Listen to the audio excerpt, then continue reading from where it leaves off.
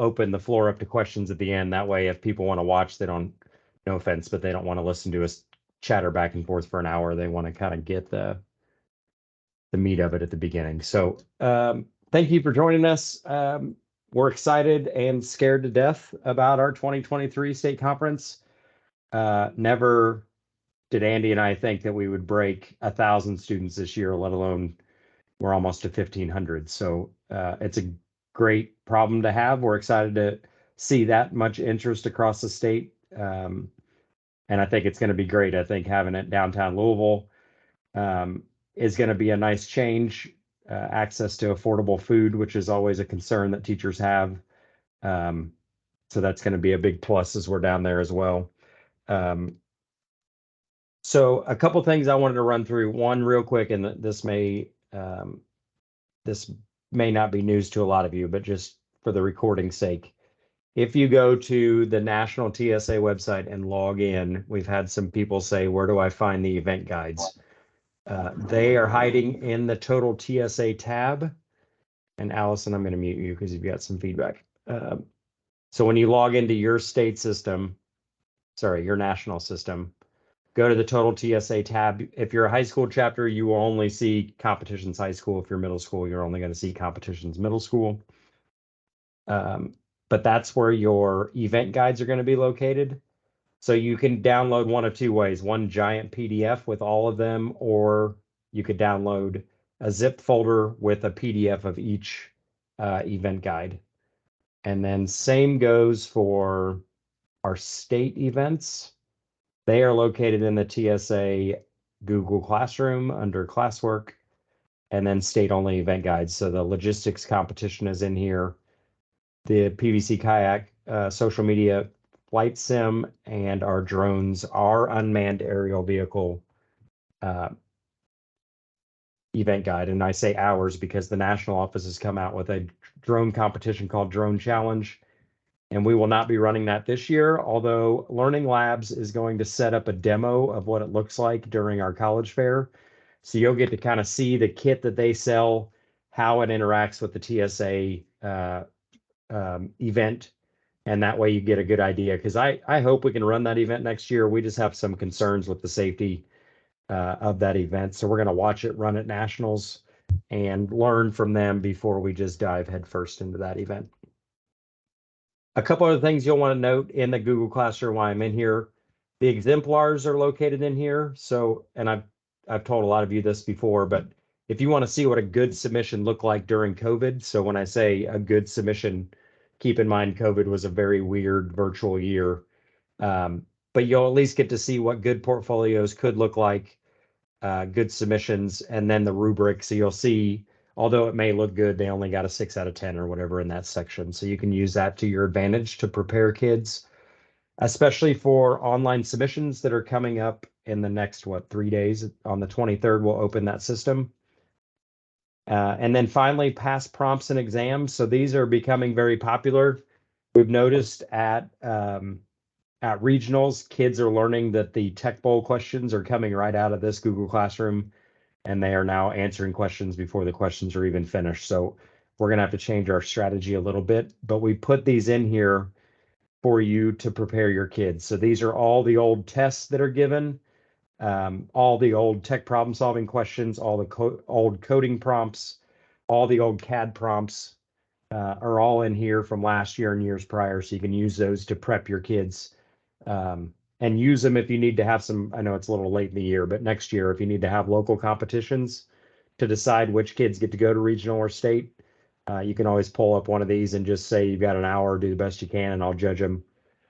So those are all located in the Google Classroom as well. Andy, anything else in those two systems?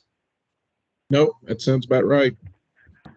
Okay, I sent out an email this morning about our 3 systems that we're going to move to now that registration is closing in the next 4.5 hours. Online submissions will occur between March 23rd and March 27th. So on March, let me make sure I'm saying this right. On March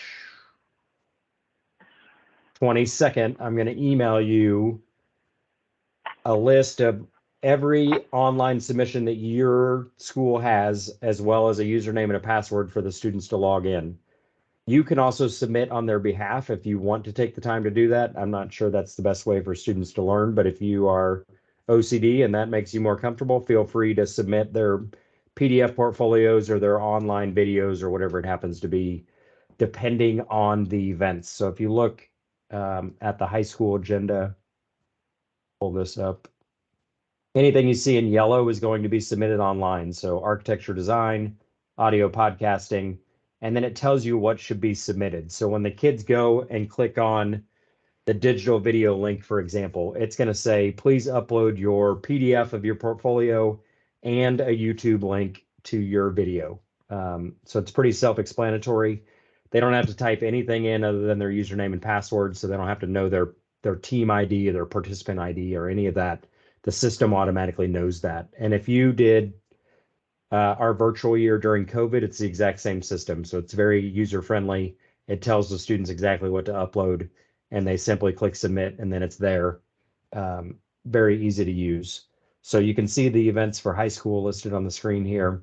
Anything down through yellow will need to be submitted online anytime between that window of March 23rd and March 27th at midnight. And then same goes for middle school. It does not have nearly as many just because our numbers at the middle school level are lower, but career prep, digital photo, off the grid promotional design, or sorry, promotional marketing, STEM animation, video game design, and website design. All of those are online submissions starting between the 23rd and ending on the 27th. And when I say 11:59, that's Eastern time. Any questions about online submissions? Like I said, well, Can I interject? Of course, that's why you're here. Some recent snafus we've had. Tell your students to double check the file before they upload it. Make sure it's the correct file. We had some issues recently where students uploaded files for a different event in an event that file was not for. So, and they ended up with a 0 on their pre-submission. We also had some people that uploaded a file that they thought was the completed file, and it was one that they had worked on and then had revised and made changes to and add additions to, and they uploaded their earlier one. So check on what they're uploading. Yep, exactly right. The next system we're going to move towards now that registration is closing is the online testing system. So again, Eastern Standard Time between 4:30 and 8:30. On March 28th, your students can log in and take any assessment they need to. Each assessment, they're allowed up to 60 minutes to take. Honestly, most of them do not take that long. But if you have a student that's in chapter team and tech bowl, they can take both tests during that window. If you have a student that has a soccer match at 4:30, we can open up a test window. We don't want to penalize kids. We're trying to get the vast majority of students to fit in this window.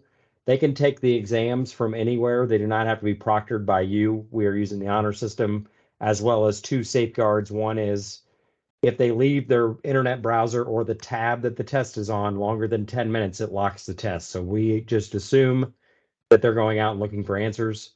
10 And minutes so they or need 10 seconds. 10 seconds. Sorry. Did I say 10 minutes? Yes, you did. Ben's like, that sounds like you could dial up to the internet in that amount of time. Yeah, 10 seconds. And also it locks them out if they're idle. So if they don't progress through questions in a timely fashion, the system's going to lock them. Sometimes we had students last year that went to the bathroom, didn't know the test was going to lock. The teacher was in the room with them. Email or text us and we can unlock them, and they'll have to start the test over, but they'll get the full 60 minutes again. So we try to accommodate as best we can, but we also are hopeful that the vast majority of students can take the online tests during that window. But we'll work with you. If you have a student, we can open up a test window if we need to. And then finally, we're going to use Sign Up Genius for signups. So if you've come to state conference in the past, one of the most time-consuming portions of the conference is kids waiting in line to sign up to come back to an event to then present 5 hours later. So we're going to move to Sign Up Genius. Let me show you what one looks like. So if you have kids in high school animatronics, for example, we're going to email you a link to the Sign Up Genius. You just come on here, or, well, I would recommend your student comes on here. So give this to your team captain, and then they can just come down and pick what time they want to sign up for. They click sign up, and then they save and continue. They enter their information, and that way they'll get an email confirmation, and then our system will log that as well. So this should speed up a lot of that hurry up and wait that we've had in the past. And same goes for semifinalists. So if you have students that are doing, oh, Andy, give me an example of something that they do on the first day and then they come back on the second day. Got any ideas? Well, like biotechnology, well, that's all in the same day, but they drop it off and. Yeah, I think you're right. Yep. So biotechnology at the high school level, let's see, Well, they it used drop to be, off their portfolio at 12:30 in ballroom B. The judges will judge, and then we'll send out links, and the students will be able to come to the registration desk. We'll have a QR code they can scan as well to sign up for their times. it used to be they dropped it off and signed up for a time at the same time, and they had 2 or 3 events to drop off, and they were running here and there, and by the time they got back, the event the time slot they wanted was taken, and et cetera, et cetera. So Yep. it should take that chaos out. And Allison, I'll answer your question in a minute. I'm just trying to run through some things so people that are going to watch the recording will just be able to listen at the beginning. And I'm monitoring chat, so if anybody wants to put their question in there. Okay. So students will need to think about what events they're signed up for and not to schedule over the top, or try not to schedule over the top.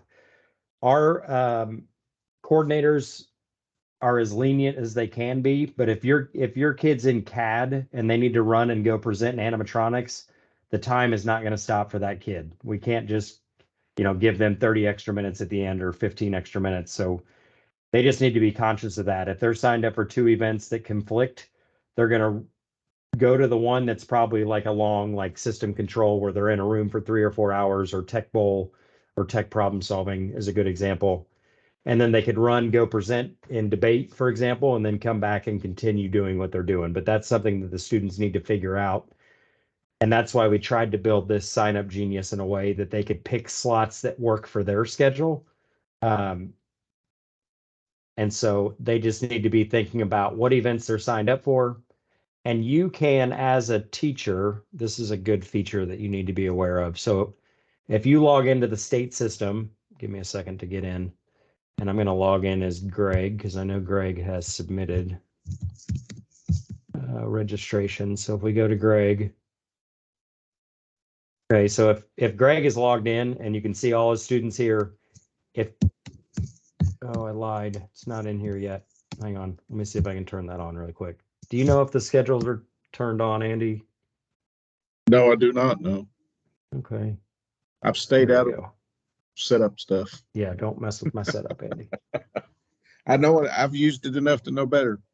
Okay, so if Greg logs in now, and this is for anybody, not just Greg, if you scroll down to the bottom of your registration, you can now click on view my chapter schedule by event, view my chapter schedule by student, view all my students. So Greg can click on this and he can tell, hey, Ian, you need to go sign up for whatever these events are, like drones. He's going to need to sign up with a Sign Up Genius for drones.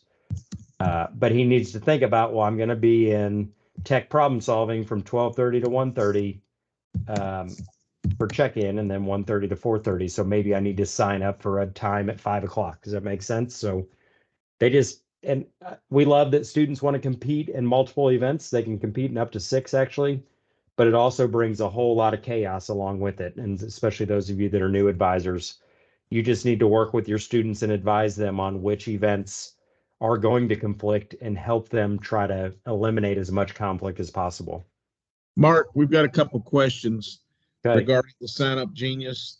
One, Carol wants to know, how does this work with competition like podcasts? Do they sign up Genius once they find out if they are in semifinals, or do they know that before state competition? Yep. So audio podcast is set up as a semifinal Sign Up Genius. So once we do our online judging, we will notify you with a link if your students are audio podcast semifinalists, and then they'll use that. We won't send you this link until you know if your kids are allowed to compete or not. Some events like prepared presentation, every student that signed up is going to present.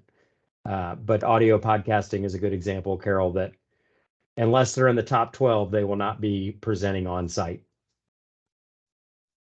And then Rusty wants to know, so if they take an online test or online early submission and then they're not announced as a semifinalist before conference, why should they come to conference?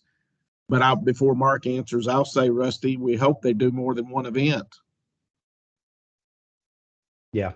And that's why we encourage students to sign. That's why we allow up to 6. So I hope they're not putting all their eggs in one basket.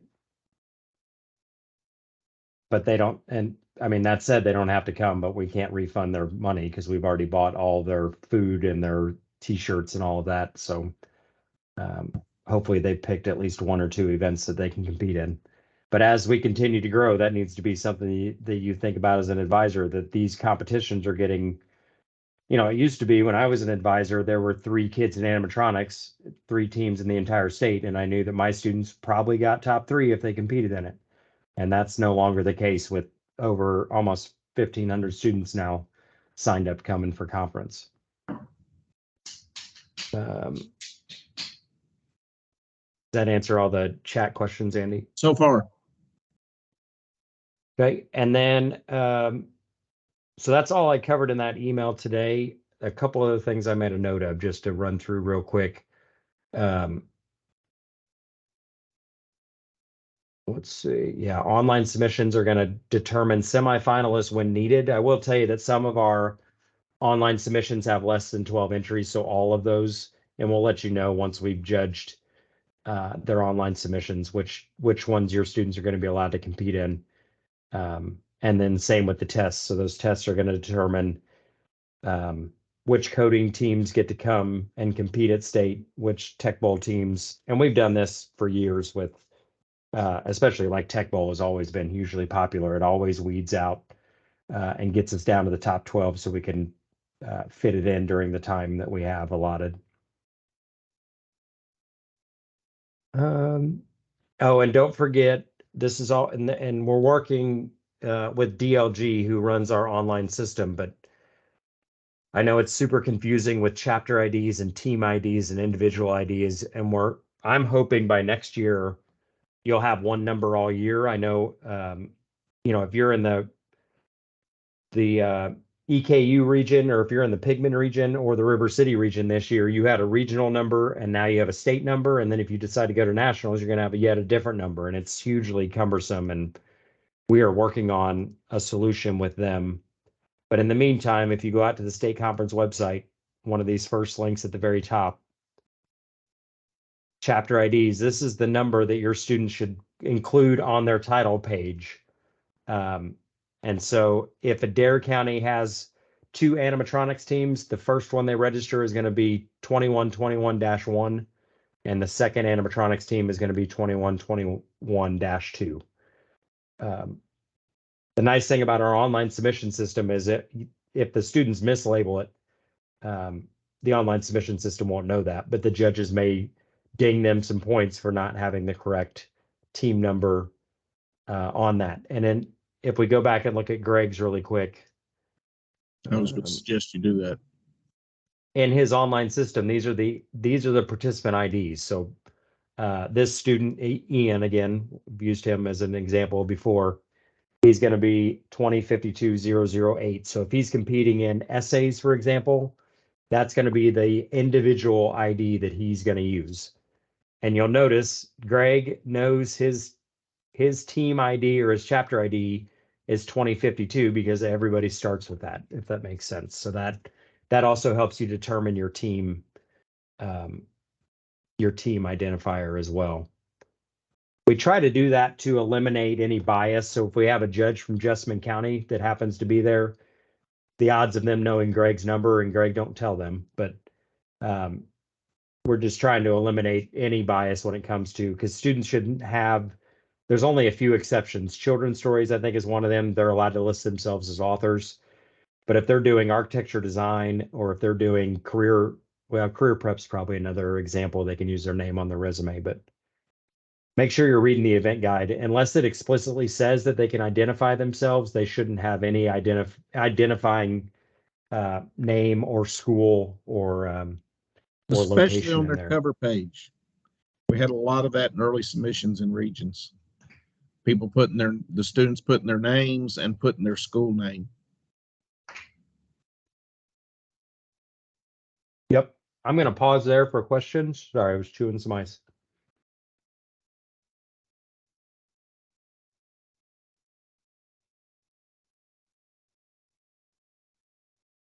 Mark, I didn't notice two different numbers, and maybe I didn't notice my region number. I did have a question about that, because when I went in today to start looking at state numbers, the team number, like mine's 1007 is what it was at region. It stayed the same for state.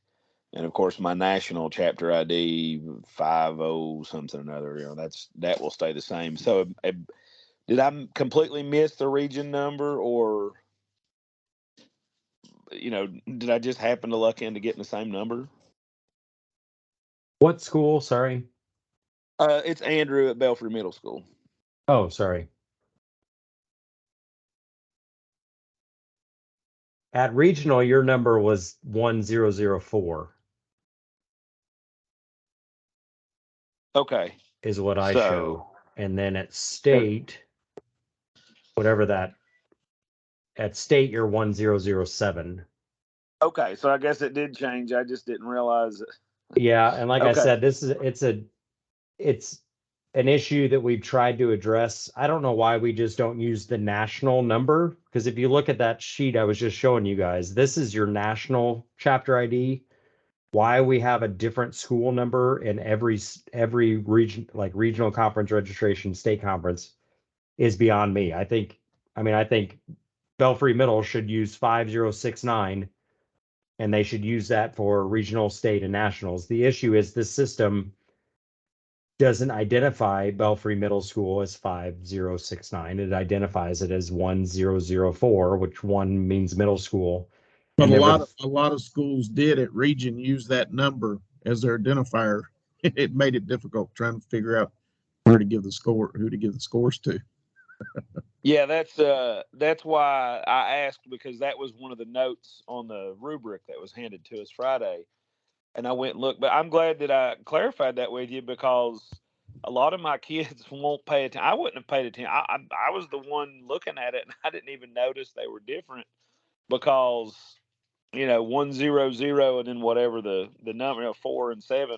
So I'm going to have to go back and double check those, and have my other advisors and helpers check that with the kids. Make sure the kids get that right, because I don't want them not getting scored because they put Paducah Tillman's number on it or something. Yep. Right. Yep. And those of you that are veteran advisors, before we used DLG for regional, this wasn't an issue, because we just had you list your students' names or team names on everything. But now that we've moved to this electronic registration system, which it's handy and nice, don't get me wrong, but it brings this whole another level of, I guess, bureaucracy or complexity that I didn't know was coming with it. And we hope to have a solution over the summer, and then you'll never have to change again, but we'll see if they can make that happen. Cheryl was asking about ribbons. So this is something, I guess, is kind of a tradition, but honestly, we use ribbons to identify students. So like in the voting delegate session where they vote for state officers, and there's a bylaw amendment that's been submitted, they cannot enter that room and vote without a voting delegate ribbon. So as long as you filled out this form, in your registration packet, you'll get I don't know, 7 chapter officer ribbons and 3 voting delegate ribbons and 62 competitor ribbons, or however many you ask for. And they'll just be ribbons and they attach them to their badge. We it kind of blows my mind, but even at nationals, like these ribbons they've kind of become a big deal, and kids trade them, and you can buy like funny ones at the store, and we do that at the state conference too. And you'll see kids with ribbons that like tail behind them as they walk down the hallway. So I know it sounds a little hokey, but they kids think it's fun, and I'm okay with good innocent fun for sure. So these ribbons do help us understand who's allowed to go wear those. So if we see people that maybe shouldn't be in a room at a certain time, we can use that as a quick identifier. And on the students' name tags will be their name, their participant ID. So if someone says, "What's your participant ID?" all they have to do is look at their name tag. And it's also going to say what events that they're competing in on their name tag. And that again helps as they walk into a room. The coordinator can use that to quickly make sure that they're in the right place at the right time. We got a question about what should be on the cover page. And I'll answer that. First off, if you look in your event guide for whatever event under the documentation, it will tell you the title page and what should be on it, but it should be the title of the event, the city that competition is being held in. Now, one, for instance, it's in Louisville, so you wouldn't put Louisville, Kentucky. And if you're going to compete in nationals, you can leave that cover sheet because it's going to be in Louisville. Now, what sometimes we get is like last year, some people may at state conference put Dallas because that's the competition where the competition's being held at nationals, and we will not discount that if they put Dallas last year on the cover page. Then they should have the date of the conference, and they should have their team ID or individual ID number, and that's really about all they should have. And the posters was saying that she thought her kids were using the kitchen sink approach and putting anything and everything. And yes, I saw some at Region that I graded in advance that had the students' names and the chapter and the team ID number. So, but no, we want to, and some of them put their school as well. And you don't want to put the school, you don't want to put the students' names, but title, because it is called a title page, title, date, city the competition is being held in, and a chapter ID. Yep, and it's here on the screen too. So if you look at board game design, for example, it tells you exactly what should be on that title page. And even over here, you notice it says no identifying information other than a team. So it shouldn't be, their board game shouldn't be Gateway Academy's Chutes and Ladders or something like and so some of our judges, we can't, we tell judges to follow these event guides, and you can't fault them if they ding your students 20%, because that's a rules violation. Technically, if they break any one of these rules, it's 20% in that section. So they would lose 20. And it's just not worth the students losing those points if they miss one of these things. Brianna, I'd never thought about regional officer ribbons, but I'm going to add that to the list for next year. We don't have time to buy them this year, but that's a good piece of feedback. It'd be good for them to be acknowledged as a regional officer. But we don't own any this year.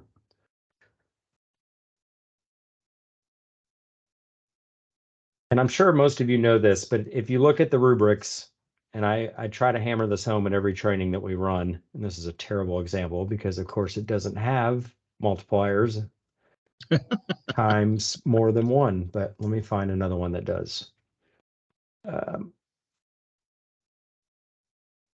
Yeah, I do think, I just pulled up children's story, but I do think somewhere in here it says that they are allowed to identify themselves as the author, but don't take my word for that. If you have children's stories being submitted, find where it says that. Don't assume that I've read every event guide front to back. Here's a good example. So children's book, this section of the rubric is worth 30 points. This section of the rubric's worth 30 points. This section of the rubric's worth 30 points. the theme is only worth 10 points. So if the kids want to really focus in on something, it should be the narrative, the illustrations, the construction, and the impact, more so than the theme, although the theme's important as well. Does that make sense? So look for those multipliers. That is explained up here at the beginning that no one reads, but it does talk about ×1, ×2, and so on.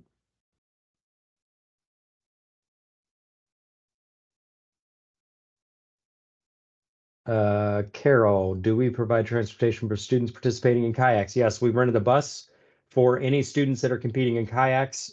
They're allowed to bring some, like an adult with them. We encourage that. And then we have a U-Haul so we can transport the kayaks themselves. We're still debating, it kind of blows my mind, but we have over 50 kayaks coming. We're thinking about, and we haven't decided on this, we're thinking about when the students drop off their portfolios to spec kayaks that night in the hotel during this time period, Monday between 4:30 and 5. Just simply because when we get over to the pool, we're only allowed to use their pool for 2 hours. And I don't want to run out of time racing kayaks. So plan on that right now, unless you hear otherwise, but we will probably have the students bring their portfolios, and we'll clarify that in another email once we really figure that out. But we'll probably have the kids show up with their portfolio, drop it off, walk over to a station, get their kayak measured, walk over to another station, get it weighed, and we can check that off on the rubric, and then they'll take it back to their room for the night and then bring it back in the morning to take over the pool. Yeah, Julie, I have to wait for registration to close before I can take off those late fees. So that will happen in the morning, I think. Let me check the chaos that is my Outlook calendar. Tomorrow's gonna be a busy day. Uh-huh. Yeah, so I'll go in and you're basically just going to get like, so if you had 16 late fees, let's say, I'm just going to multiply 16 times 15 and give you a scholarship to cover that money. So then your total on your invoice is going to be everything minus those late fees. And that's something that Andy and I inherited from years ago, this late registration, and that's something that we're going to change next year. It'll be the registration deadline is the deadline. What's the point of it being late? Why punish schools if we'll just make the deadline, and that'll be that. So we apologize for that confusion. Allison wants to know what time they should arrive on Monday. She's figuring sometime before noon. And that's Yep. correct. Typically, your rooms may not be available until sometime after that. So your students need to be prepared to compete when they arrive. We do have a room set aside for storing luggage. Each school can take a little piece of the room and put their luggage until their rooms are ready. And you may have to go to the bathroom and change clothes if you're not already in competition attire. That's just, it's always that way because typically hotel check-in times are not till 3:00. Yep. So yeah, Kentucky Ballroom D is our luggage holding room. So if you get there anytime that morning, you can drop off suitcases, luggage. I wouldn't leave valuables like laptops and tablets and stuff in there, but that will be open until 5 as a luggage holding room. And then if you can see a lot of events are starting right at 12:30. And then if you are a coordinator, if you can be there by 11:30, we do have a coordinators meeting just to get coordinators all on the same page with how they're going to coordinate the event that they're running. And that's in Marriott Ballroom 1, 2, 3, and 4. And if you haven't been contacted about coordinating yet, you will. I've got most of the primary coordinators assigned, but still a lot of people to assign as secondary coordinators. Will happen this week probably. Yep. Yeah, and Drew from Henry County put a note in the chat. He said they got one room the night before, just so they have a place to dump everything. And that's perfectly acceptable too. But that is honestly, I know it's Easter. And so that kind of throws a wrench in, but that's why, I don't know, 20 or so chapters show up on Sunday night, just so they're comfortable and checked in, and they know they have a room and the kids can change, and they can change in restrooms if they need to as well. So Carol, is there room on the bus for the entire team or just the person paddling the kayak? I don't know. How many kids can fit on a bus? 55 usually. Oh, so boy, that's not even the right system. I'm starting to confuse myself. Sorry.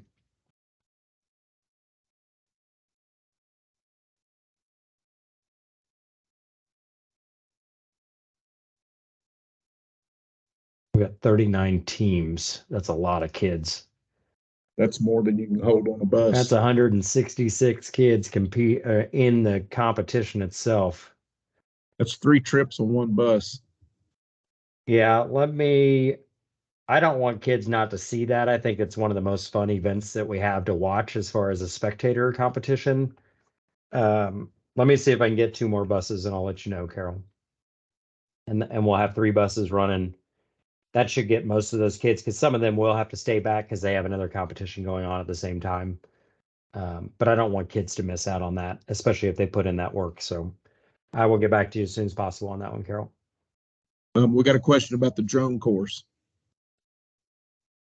The drone course, they won't know until they walk in the room. So it's different than regional. Let me pull up the event guide really quick.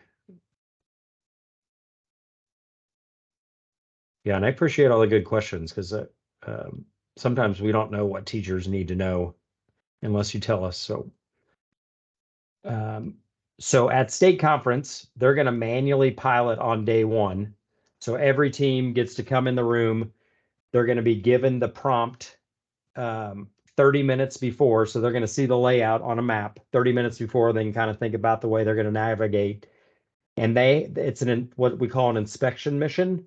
So as they fly through 3 of the obstacles, they have to stop and take a picture. So they're inspecting the inside of that obstacle or the building. We're trying to kind of model this after what maybe a civil engineer would do with a drone. They have 2 attempts to fly, and we'll record the fastest one. So if they make it through 4 of the obstacles and crash both times, then we record that. If they make it through the course the entire way both times, then we record the fastest time. And you'll see that on the rubric down here at the bottom. So for day 1, the pilot control, it's the fastest time that can make it through all of the inspection points, but also capturing that picture. If they don't take the picture and show it to the judge after they do their flight, it doesn't count as a successful mission. Video or picture, question asked. Picture. Yep. They have to take a picture with the Drone Blocks app as they're flying on their device. It could be a tablet or a phone. And then if they are in the top 8 on day 2, they come in the room, same layout of the course. So they'll have overnight to go up and program in the room or go to a quiet place in the hotel or whatever they want to do, and start programming their drone blocks or their Scratch or whatever software they're using to fly that autonomous mission, the search and rescue mission, the second day. So only the top 8 teams from day 1 will go on to day 2, if that makes sense. And they get 20 minutes on day 2 to fly the course just like regional as many times as they can, to try to get all the way through the course the fastest that they can. But yeah, it does have to be a video, or sorry, it does have to be a picture. So they're gonna, and make sure you watch this video that's built into this. I don't know how well this is gonna stream, but oh wow, I monetized this video evidently. I'm gonna make tens of cents. So when they take off, they're going to fly in. You can see this was one that we did at EKU as a test. And they have to actually, this student didn't do a very good job, but they're going to back up, and then they turn, they click the photo button on their phone, and it's going to capture that picture. And then they can fly on and move on to the next obstacle, take a picture, and so on. Does that make sense, Carol?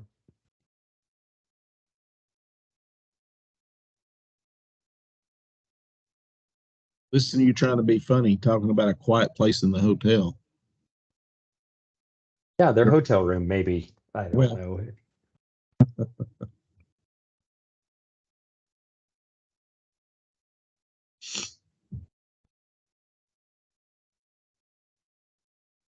No, it is not the same course, Julie, for drones. You won't know until you walk in the room. The students get to prep, and I just closed that tab, but they get 30 minutes to prep. They're going to walk in the room for drones. They're going to be handed the map so they understand the layout, and they get 30 minutes to kind of visualize how they want to manually fly through that course. All the obstacles are the same shape and size that you've seen at regional. There's 2 boxes that are 2 by 2 by 4. There's the elevated obstacle that's what, I don't know, 3 by 3 by 4, I think, but it's 3 feet off the ground. And then there's the 2 towers, and then there's going to be a landing zone where they have to land for 5 seconds, and then the start and end box. So the obstacles are all the same. It's just they won't know where they're going to be in the arena until they get there, and that just kind of levels the playing field. But that said, they can just practice flying their drones so they get good at yaw and roll and all the ways to maneuver.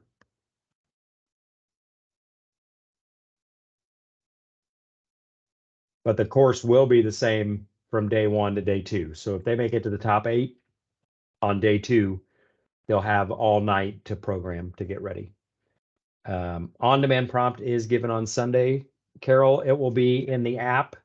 It will be emailed to advisors, and it will be sitting on the registration desk. So if you're not coming Sunday, you still get the same advantage that students that are in the hotel on Sunday do as well. So the on-demand prompt will go live, 5 o'clock on Sunday, I think, or 7.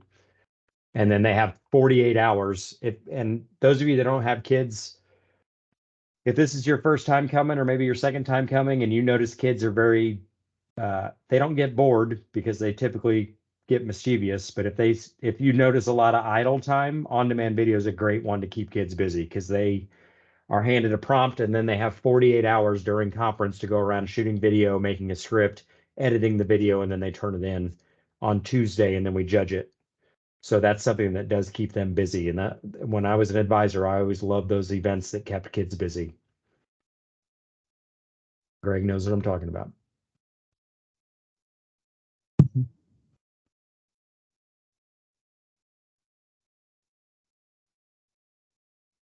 I'm trying to think of other things that I can think would be helpful. Andy, can you think of anything? Not right off the bat.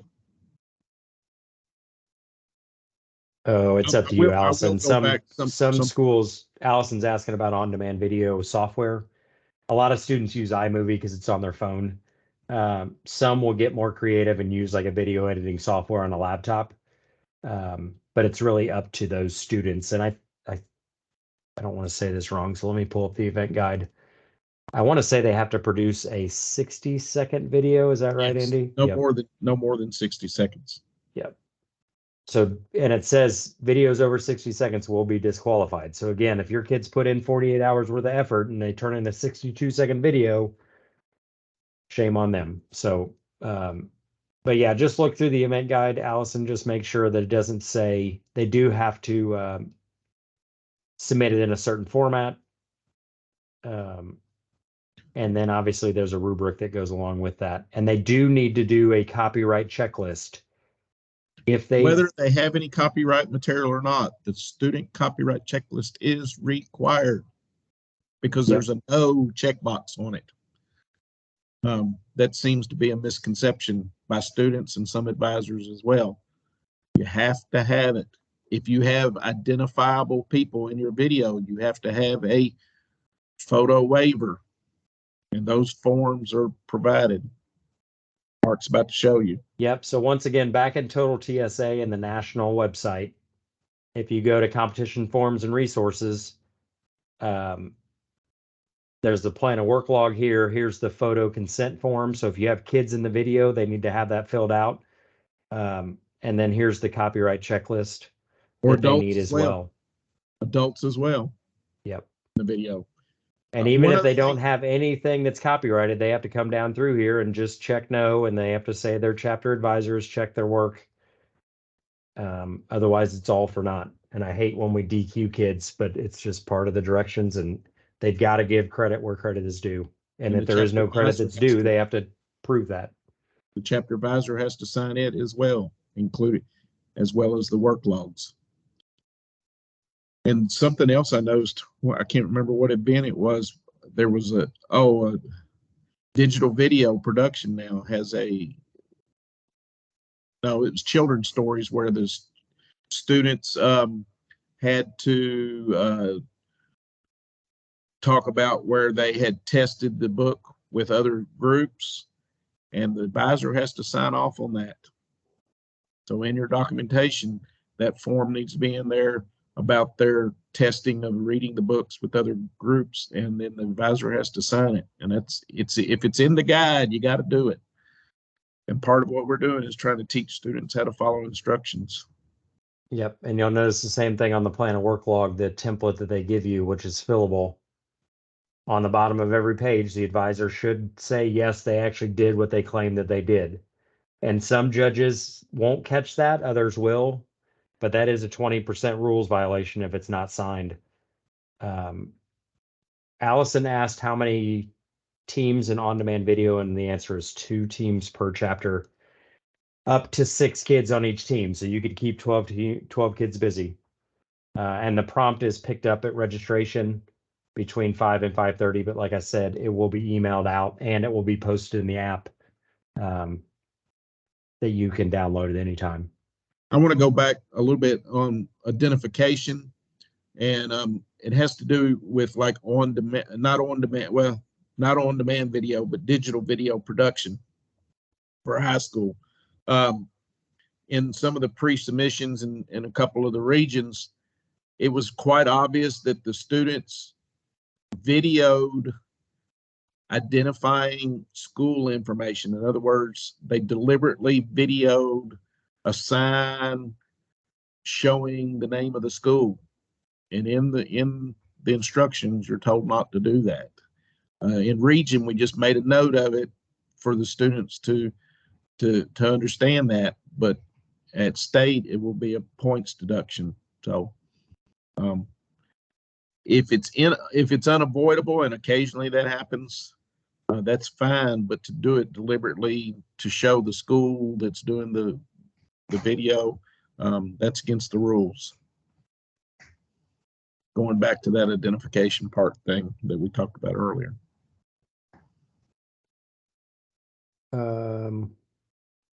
Carol asked if someone is in the background of a scene, is the photo waiver signed? If they're identifiable, that yes. And if it's just you're filming out in the lobby of the hotel and some stranger just kind of walks past, and they're not really facing the camera or anything like that, not necessarily, but anybody that's in the video deliberately or quite identifiable, you do have to have a photographic waiver. Yep, and I would always err on the side of caution because it's not worth that 20% rules violation. And Jenny Phipps from Russell ATC says, I have all my students get a photo consent form signed along with everything else that we have. That way they can use the photo consent. That's a good idea. Mm-hmm. So when they do their medical release form and their code of conduct, she's having them also do the photo consent. That way, if they happen to show up in a video, they already have it done. Good call. And Jenny, I'm going to send you the DPR form tomorrow so you can get your registration paid for. Any other ATC teachers on the call that teach at an area tech center, a state-run tech center? Allison, thank you. I'll send you that. If you don't know what I'm talking about, ignore me. But if you're at a state-run tech center, there's a special form because, of course, there is. We're a state agency. See, Allison, I told you Mark would know.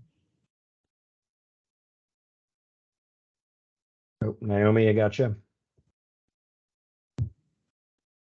And Roger Taylor, I don't know that he's on the call, but I know he teaches at an area tech center too, so I'll send that to him.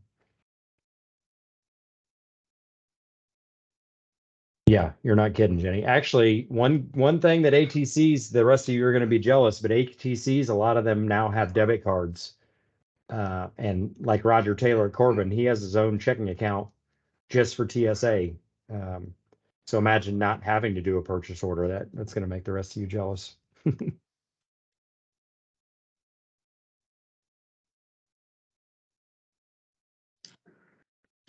And Mark, Yep. I had a question about um, one of our rubrics this weekend. If you don't mind me asking, maybe you guys can help or somebody on the call. On the Okay. STEM animation, it says graphical representation, I think is the wording that it used. It was um, one of the things that was in the actual video. Like it was like 10 points or something like that on the video. And the kids got a 0 on it, but I wasn't really sure if it was talking about because I'm a science teacher and I'm pretty familiar with math.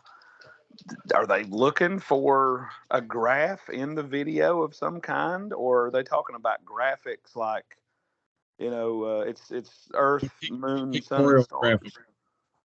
Pardon? A pictorial graphic. So like a pictorial graphic, as in like a picture of a graph, or like the picture of the No, sun, or just a picture, a video, a graphic. As in, when we talk about teaching graphics, we're talking about not graphs, but pictures. Like something that's been done in Photoshop is what you're Yes. saying, Andy, or Illustrator. Anything. I mean, Microsoft they Paint.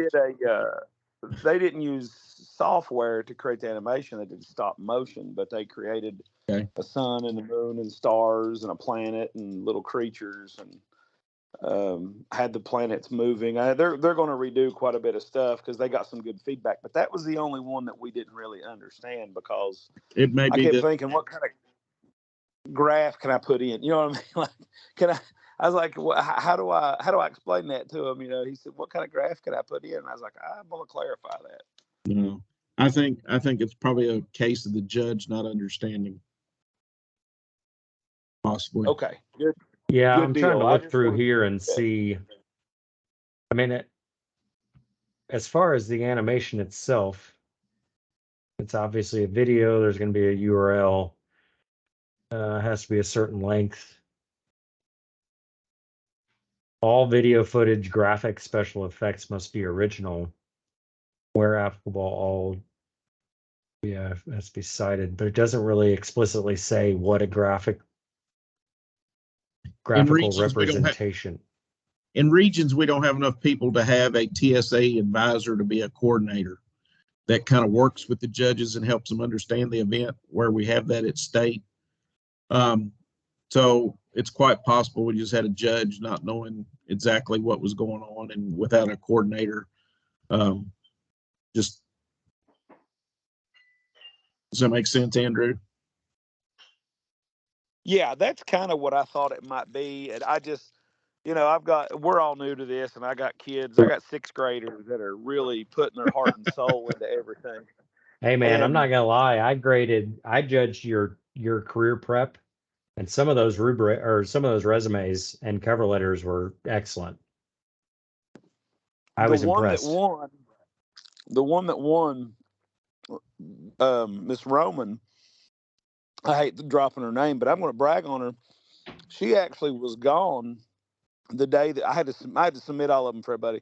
She was gone to be a page down at the Capitol and didn't get to come back and finish her changes that she wanted to make.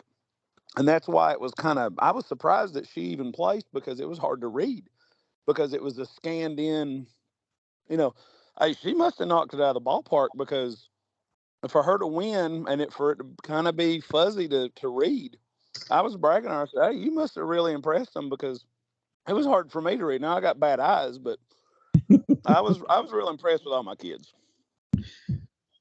Ben has a question about VEX. What you got, Ben? Hey Mark. Yeah, I know last year they did they didn't do this year they're doing the alliance thing, right? It's not like the 1v1.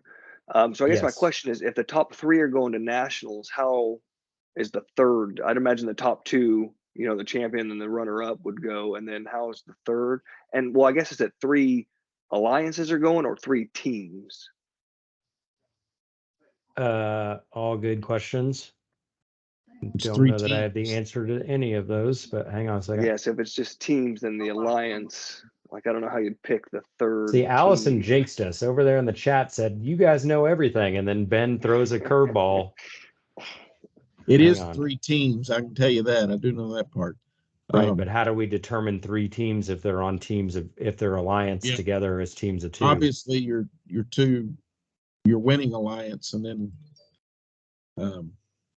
that's where it hurts when you're not doing the full notebooks and all that kind of stuff.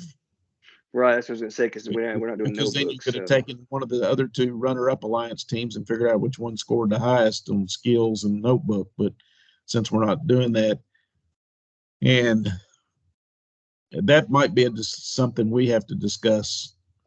Yeah, we'll have to figure out a way to differentiate for sure, because we can't send 4 teams from Kentucky to nationals.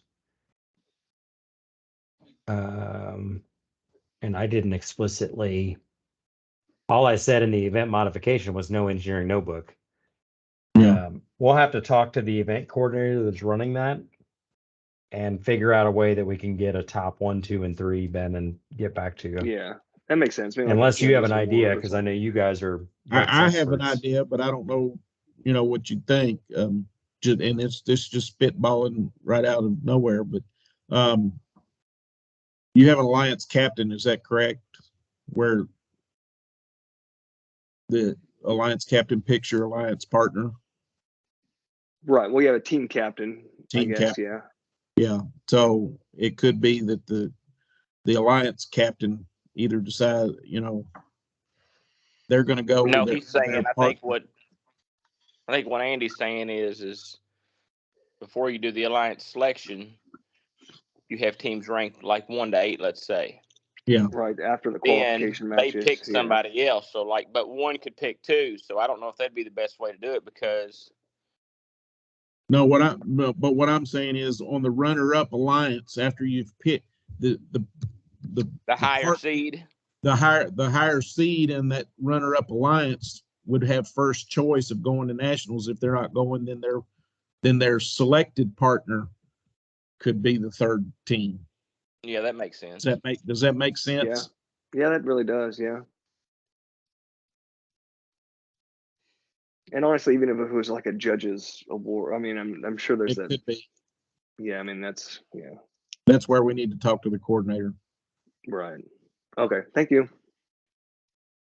We'll have an answer before we start. Yeah, 90% sure.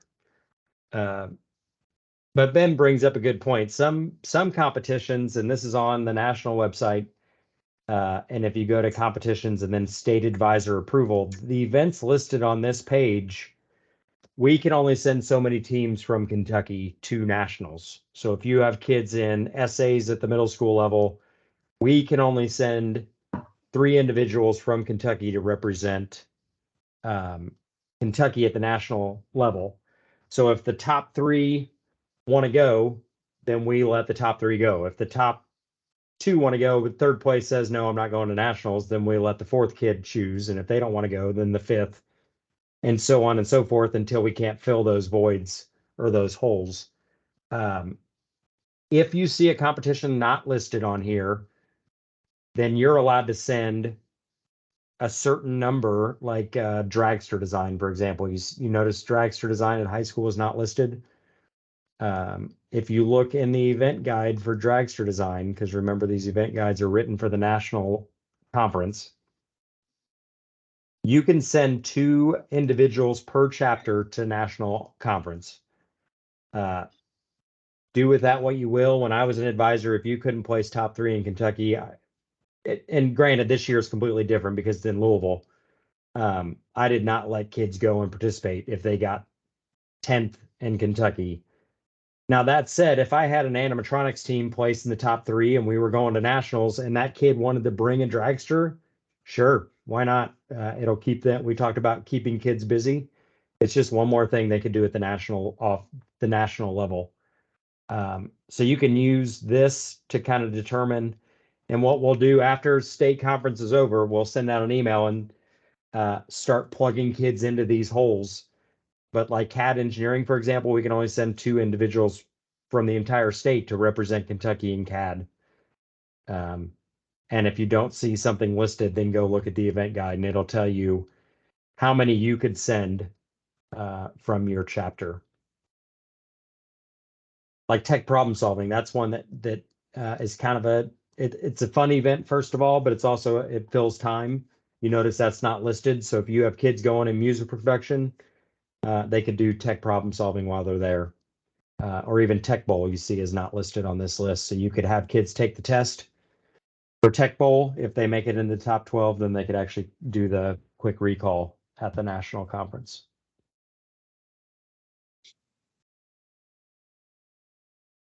I think we're caught up in the chat.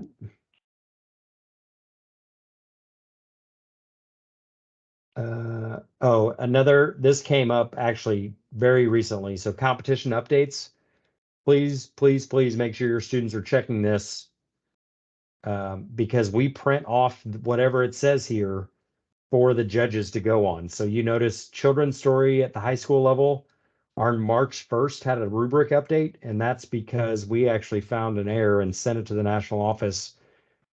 2 of the rows were actually flip-flopped, and I don't remember which one it is, but let's say story narrative actually had all this listed, and then illustrations had all this listed, so they fixed the rubric.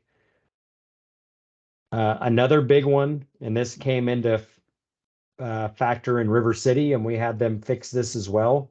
Structural at the high school level when submitting a pre-built preliminary structure. So remember, for structures, they're going to build their box truss at school or at home, and they're going to bring it, and we're going to break it. And then the top 20, is it 20 teams, Andy?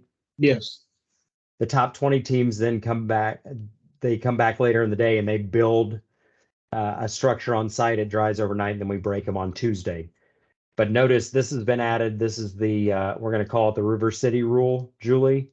When submitting a pre-built structure, the team will tell the judges and coordinators where the test block should be placed. So if they want the test block to be placed on top of their structure, they should tell this. And if I were you, on their drawing that they turn in, I would identify on the drawing, I want my structure tested from the top, or I want my structure tested from what you could call the roadbed or inside the structure. So that, you notice, was just added March 8th. So that's a relatively new one. And honestly, both of those were because Kentucky brought up some good points. And to add to that, if they want it inside, they have to make sure that the 2-inch by 6-inch test block can fit inside it. If it can't, they will have to test it on the top. So yeah, this year's high school structure has a wide range of how they can build it. There's a lot of creativity that can come into it, which is good and bad, because it does create problems as we start testing them. And so that hopefully will alleviate some of the concerns that we had at some of and I'm sure it wasn't just Kentucky. I'm sure there are other states that caught that too. We kind of test their events at regional for them, and then they fix it before the students come to nationals. ask away, Hank. On the spec, it requires you to put the print on a 11 by 17 piece of paper. Yep. In rectangular portrait format. Okay, so when we did it this year, we ended up hand doing those. We had computer design drawings, but you can't fit the right side view next to the front view in that particular format. So I don't think it showed up on our rubric when we turned our structures in, but just question, how should we format the front, top, and right side view of an item that could be 14 inches with a right side view that's 3 inches on a 17-inch long piece of paper?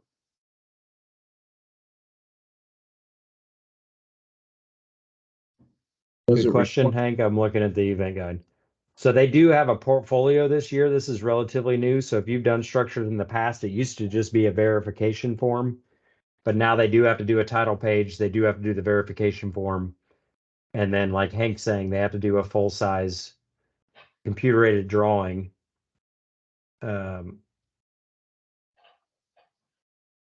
Seems to me if it's 11 by 17, Your maximum, well, okay, but your maximum width on the front view there could be up to 14 inches or just shy. Your right side view is limited to 3 inches of width. We found no way to get that printed on 11 by 17 if we used a border, so maybe they don't care. I was thinking it was 12. Was it not 12 inches? That's where I'm heading now to the problem for the 14. year. Is it Was it 14 is 14? the, I We think 12 shied was off. the abutments. Okay.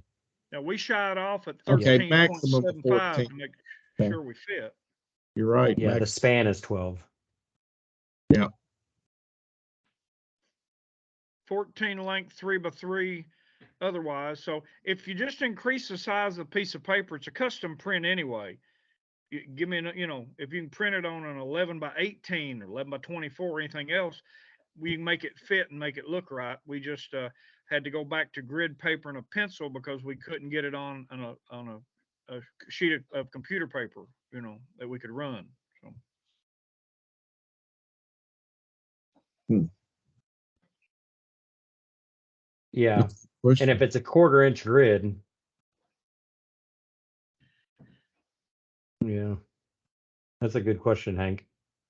Well, not like I said, if somebody just helped me out or found a solve, it's not a big one. We did them full size and were able to print them. We just couldn't get them on the spec sheet of paper. So, if they don't care about a border margin, we probably make it.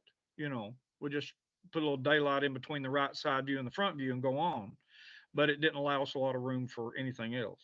Yeah, and it doesn't talk about like a title block or a border. There's a title block in the bottom right hand corner, has team number in it, but they don't talk about a border or margin. So if that's not a part of the scoring criteria, I don't think it is. Probably get it on 11 by 17. Yeah, I don't see the title block with the team number on it. I don't know where you saw that, Hank. Maybe I'm missing it. If you find it in documentation, it requires the print to have a title block containing the team number on it for the structure.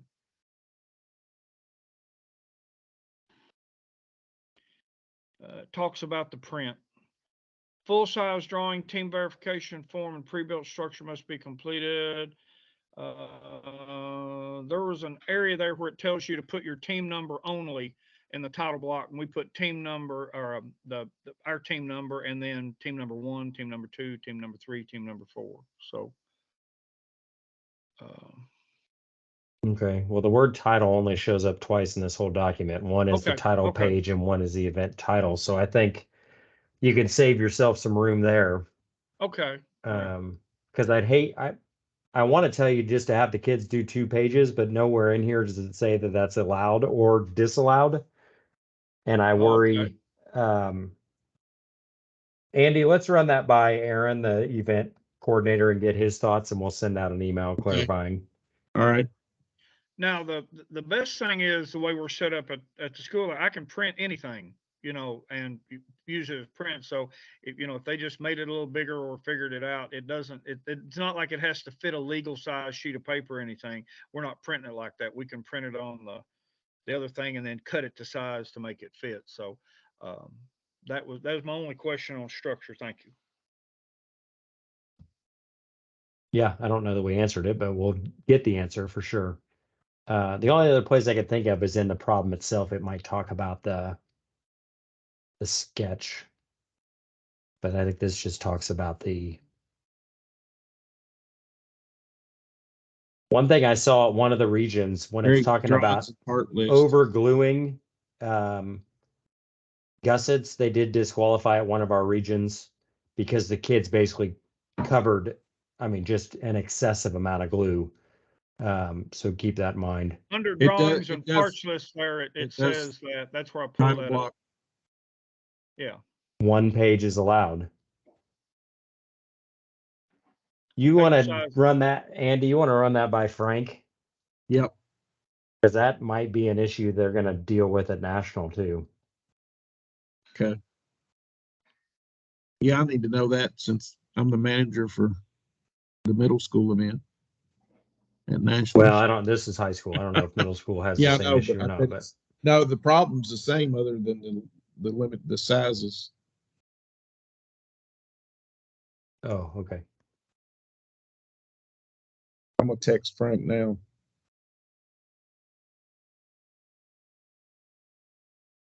Calls me back, I'll mute myself.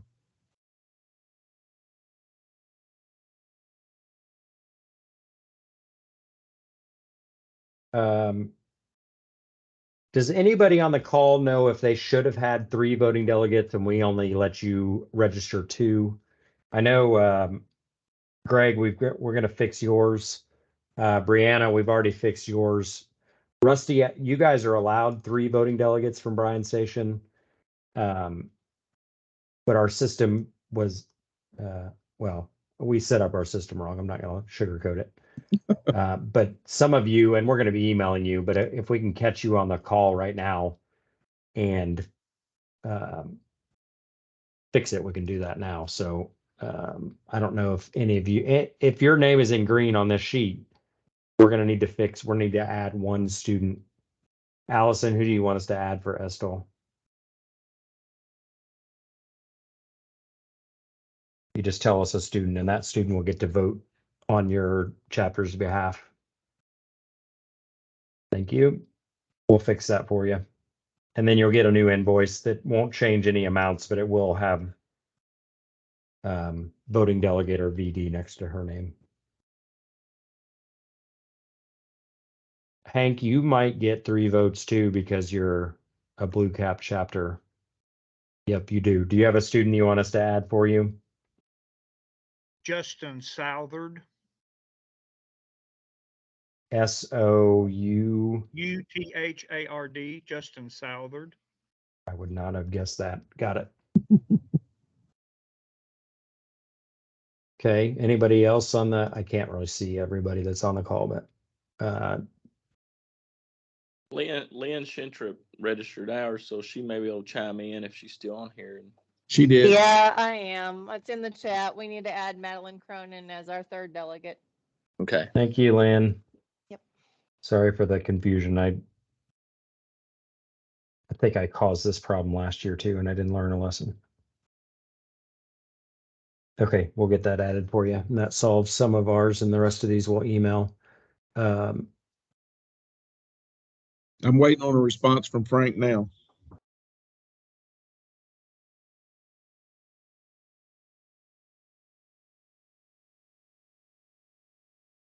I don't see anybody else's name in the meeting that also is on this list over here, but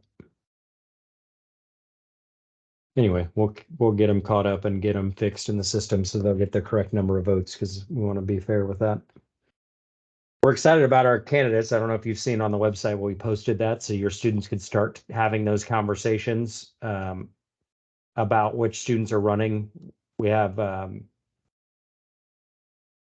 quite a few candidates this year. We're excited. It'll be fun for sure. But they can go out and they can read the letter from the administrator, the letter of recommendation on that student as well, so they can start thinking about and having those conversations with their chapter. We try to help those voting delegates understand that they're voting on behalf of their chapter. So they need to be having those conversations. Mark, you might talk a little bit about what the duties of the voting delegate are, because I've had several questions in the last couple of days about, I'm supposed to assign voting delegates. What do they do? When do they do it? Oh, So- sure. So the only thing they really do, although it's important, they're going to vote on state officers. So on Monday night during the conference kickoff, each state officer candidate will have 3 minutes on stage during our conference kickoff. So that's here from 8:30 to 10 at night, Monday night. Each candidate gets up, they do a 3-minute stump speech about why they should be voted on. And then they'll also have campaign booths set up before and after that conference kickoff out in the foyer. So you can see that here. Just a campaign. A lot of them will have stickers or candy or something to give out, trying to buy votes, I guess, or I'm not sure how you take that, but we don't have, I guess maybe we need to put fundraising rules in place, but I don't think we have any giant CPACs or anything like that yet. And then Tuesday night, your voting delegates will show up to a meeting right here in Marriott Ballroom 1, 2, 3, and 4 from 8 to 10. They will be seated together in their delegation. And then it's kind of like when our folks from Kentucky go to the Republican primaries in Washington, D.C. and say, Kentucky gives 8 votes to whoever the Republican candidate is, or however that works. So each group will stand up when they're called and they'll say, Somerset High School has 3 voting delegates present, and we'll record that so we can establish a quorum. And then once that happens this year, we're doing QR code voting. So that's going to speed up voting drastically. Historically, we've always had like a polling station. They had to come up to the front. They got in a line. And so now they're going to vote directly from their phone. If they don't have a device, we will have polling stations set up where they can come up and cast their vote. And they will vote for the candidates and the bylaw amendment that was sent out to you. So there was one bylaw amendment that I believe allows state officer candidates not to have local chapter officer experience, but instead just regional officer experience. Some of our regions don't require students to be a local officer in order to run and gain a regional office seat. And those regions decided that they think that our bylaws should state that as well. So that's the bylaw amendment that they'll vote on as a chapter. That will be in the app. So the proposal will be in the app so they can read it. It will be discussed during the conference kickoff as well so they can understand it. And then that's just kind of a conversation that you and your chapter need to have. Do they think that a state officer should have local chapter office experience or not? And then they'll vote. Our bylaws state that you have to have 2/3 majority to change a bylaw. So that we'll have to, once all the votes are cast, we'll see if we've gotten to that 2/3 majority or not. And then when it comes to voting for candidates, some of our offices have more than 2 students running, and our bylaws state that over 50% majority has to be established. So for example, what's coming around the slideshow right now, vice president, I think, has 3 candidates. So if the first student gets 30%, the second student gets 22%, and the third student gets 35%, and then the others abstain or decided not to vote, that's not 50%. So we kick out the last place student and we recast the ballot just for that specific office. The only one I think is vice president that has that issue where we have more than 2 candidates. That said, even students that are running unopposed, this happened, and Andy's not going to tell you this story, but he could.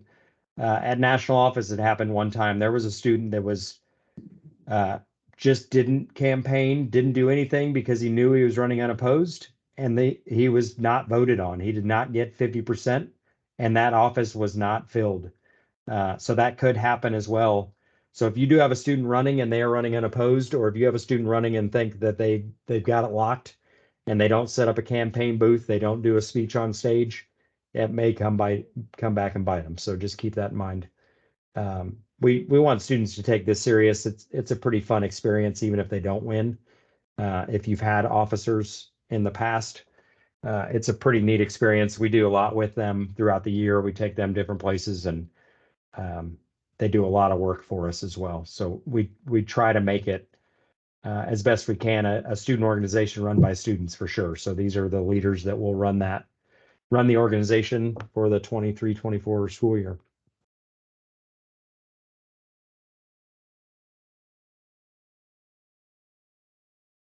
That sum it up, Andy? Yep. And that meeting, I think I said, 8 to 10 on Tuesday night. And then that runs right into the social event. So the social is open to any registered attendee. We'll have a room this year dedicated for the photo booth. Some complaints we had last year is the photo booth was behind the silent disco and you couldn't get to it because the silent disco was fun, I guess. It blew my mind. I don't know if any of you put on those headphones. We had a lot of students say this is going to be stupid. No one's going to like it. And then I saw them in there dancing and having a great time. So the photo booth will be in ballroom A. We'll have board games and video games and giant Jenga set up in ballrooms B and C. We'll have cornhole and spike ball set up in ballroom D. Giant inflatables will be in E. And then the silent disco takes over F and G. And then we do the raffle at the end of the night. So if you're new during the college fair, the college and career fair that we're going to run on Tuesday, in your registration packet, there will be a passport, and your students, if they want to, go up to each booth and get a stamp showing that they visited every college and career booth that we have. So that passport's going to look like this. It'll be printed off. Each booth will have a stamp, and they just simply stamp the card saying, yes, that kid came up and talked to me. They then bring those back to registration, and every student that turns in their passport with all those stamps on it were entered into the raffle. And last year, I think we had $4,000 worth of prizes, anything from flat screen TVs to earbuds to TSA beanies and everything in between. And this goes for advisors too. So if you have time on Tuesday, I know some of you are tied up on Tuesday helping coordinate, but if you have time, you're more than welcome to go visit with our partners and our sponsors, and you'll be entered into an advisor only registration or raffle as well. And we try to get pretty good prizes, Roku sticks and Chromecasts and anything techie, since we're a tech organization. And like I said, Learning Labs, their booth is actually going to be the national drones competition. So they're going to have the bird netting set up. You can go in there and actually fly the drone and kind of get an idea of what that national drone challenge competition looks like, even though we're not running it at the state level. And that's pretty cool that they're willing to do that for us. And of course, they'll sell you a drone kit too, because that's what they do. But yeah, so we've got some really good sponsors this year and some good partners coming in to get your kids excited about careers and colleges in Kentucky. So it's definitely a good event. It's I think one of the highlights, that and the social for sure. And Greg dancing at the silent disco, right? Not now. I said at the silent disco, Greg. Did I miss anything in the chat, Andy, or are we winding down? I think we're good at the moment. Okay. Frank, we have flabbergasted Frank. I feel like maybe it's just us, but I'm sure other states find little intricacies and errors, but I think we're really good at it. And I think it just builds a stronger national event too. So they don't complain when we send them feedback. They encourage it. So if you find funky things in rubrics, or if the theme doesn't make sense, send it on. We forward that straight onto the national office, and they can get their expert minds behind it too. And sometimes they say it is what it is, and sometimes they say we're going to fix it this year, and sometimes they say we'll fix it the next time the event guide comes out. So it just depends. His first quick answer was, "Don't build a bridge that long, or don't build a structure that long." Okay, or that's not a good answer. So yeah, I know. Thanks, Frank. Yeah, but he realized that was being flipped. And then he didn't realize you were limited to one piece of paper as well. So he said, "Let me think on it." So he's thought on it. And he started to type a couple times, and then he backed off. So I told him we didn't have to have an answer tonight. Yeah, but I'm glad you brought it up, Hank. We will he and I will probably have an hour discussion in the morning. Tuesday night, Allison, is the social event. So it kind of winds down the whole event. It's Tuesday night from 9:30 until 11:30. Once again, we try to help you keep your kids busy. And then 11:30 is the raffle, and then curfew every night is midnight. So the hallways should be clear by midnight. If you want to make your curfew 11, that is your purview. I know some advisors don't want to stay up until midnight, but that's up to you. We say we make sure the hallways are clear by midnight, and Andy and I can try to get some sleep at that time, which usually doesn't happen. But two other things I'll point out, and then Allison's saying curfew is 10:30. Okay, have fun with that, Allison. Pull your kids out of the silent disco at 10:30. I dare you. Project Showcase. So let me zoom in so you can see these events. So one thing that we did last year that worked well, although the way we did it didn't work super well because we had too many events going on at the same time in one room, and it got a little bit noisy. So this year, between 5 and 7, we're going to showcase animatronics, architecture design, biotech, children's stories, data science, engineering design, fashion design, logistics, manufacturing prototype at the high school level. So those are the events, after talking to some advisors, they want to see what those look like. So we're going to ask students to bring their projects into this room. We'll set them up on tables, and then between 5 and 7, you can come in, your students can come in, you can take pictures, you can do whatever you want as long as you don't damage their product. So that's what the high school showcase looks like, and that's in ballroom F and G. And then we tear down and then immediately set up the silent disco in that room. Okay, And I have then- an answer from Frank. Okay. He says if a team designs a solution that hits the max of length and width and height, then they must include the side, top, and end views viewed horizontal on the page. So they'll have to be out of, in other words, the right side can't be to the side of the front view. It will have to be above it. Boy, if I was a judge, I'd give them a hard time for that. If they're not drawing a 3-view So drawing you're just gonna correctly, Yeah, you're just gonna have to make sure it's properly labeled. I don't like that answer. There's not a lot of room between a 3-inch by 3-inch front view, a 3-inch by 3-inch top view above it, and a 3-inch by 3-inch, view on the One side of them's there. gonna be one of them's gonna be 14 inches long if you design one 14. Yeah, but if you try to slip the right side view in between the top view and the right, in that area, there's just not a lot of room to put it there either. So send me that so I can just read it clearly, please, Andy, and I'll figure it out. Okay. I would like them to come up with a better solution than that. Either they can tack on a separate sheet next, like tape 2 11 by 17s together.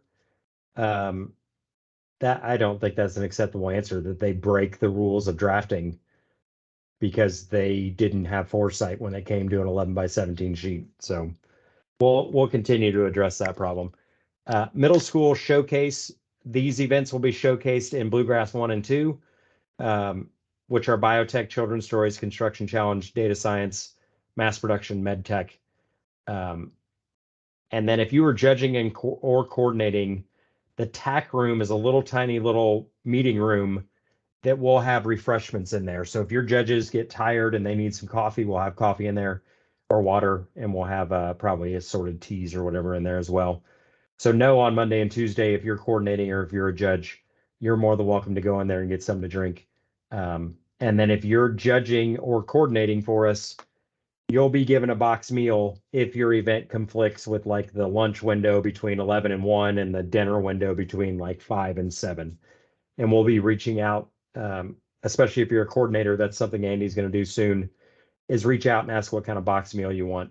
And that'll be delivered to your room. So you don't have to leave, and you can continue right on through coordinating and judging, so you don't skip a beat there.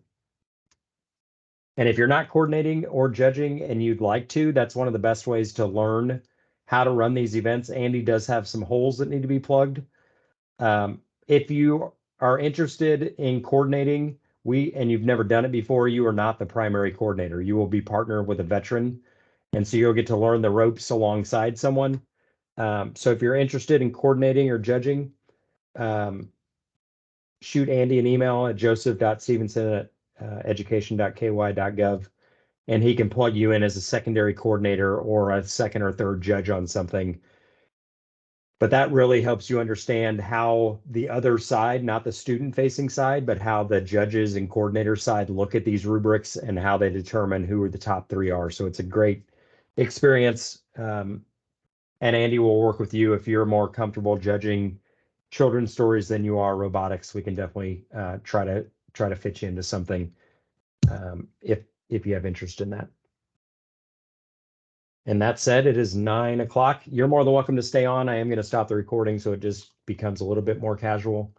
But we will stay on as long. If you have questions that you are